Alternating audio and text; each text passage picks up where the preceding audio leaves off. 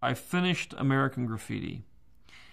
I was broke because I didn't get paid very much to do American Graffiti. It took me 2.5 years to do it.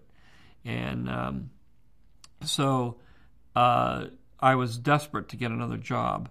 When I had gotten the deal to do American Graffiti, the United Artists, who I made the first deal with to develop it, said, "You got any other ideas?" And I said, "Well, I've been thinking about kind of a space adventure, Saturday matinee serial kind of movie." And they said, "Okay, well, we'll do that too." So when I finished American Graffiti, the Universal was not going to release it. I was dead broke. And so I had to get a job just to live. And so I had this deal to do this space film. And so I went to United Artists with this idea of the space film, and they turned it down. And then I went to Universal for the idea of the space film, and they turned it down.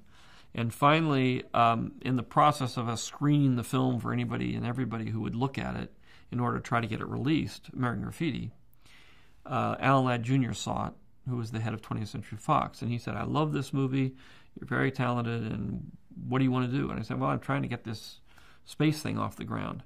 And he said, "Okay, well, I'll fund the screenplay." And so I got the deal to do the screenplay, and it wasn't really until 6 months later that American Graffiti came out and was a hit. This was all done when I was starving, and the $20,000 I got to write the screenplay was like more money than I'd seen in 2 years. So I was very relieved that I could now sit back, write a screenplay, have a job, eat a decent meal, and that sort of thing. And so later on, when American Graffiti came out and was this giant hit, then I used that opportunity to secure my position with the film I had been working on, which was Star Wars. And I had made a deal with the studio. They expected me to come back and suddenly ask for more money because now I was the hottest director in Hollywood. And I didn't do that. What I did is I was very concerned that by this time I had written a very long script.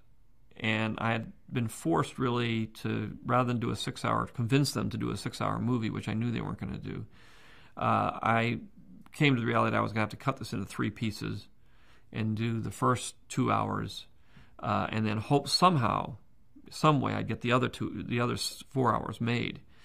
But in order to do that, I sort of managed to get the sequel rights and licensing rights and all the other things for the film so that I could make enough money or promote the film with the licensing and everything to make the film successful enough to where I could get the next one made, which is all I was worried about at that point, was to be able to get all 3 of these films made, which at the time seemed impossible. It just didn't seem like anybody would ever...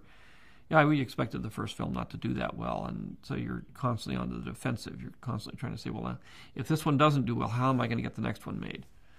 And as it turned out, the film was successful. I didn't need that, but what that gave me was a chance at independence after Star Wars came out. And I looked at it and I said, I have a chance now to become really independent from the system, the studio system. I don't have to go to them for the money. I don't have to go to them for permission. I don't have to do anything. I'm going to set myself up now using the profits from Star Wars to build a company completely independent up here in San Francisco. And that's what I did. That's why I stopped directing at that point.